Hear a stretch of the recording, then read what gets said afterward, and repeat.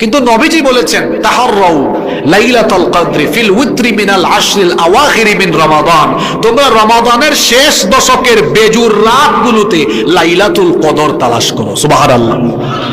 কোন রাত কদরের রাত? অনেকগুলো মত আছে, এর মধ্যেই একটা মত হলো যে এই 26 তারিখ দিবাগত রাত, মানে 27 তারিখের বেজুর রাতটা।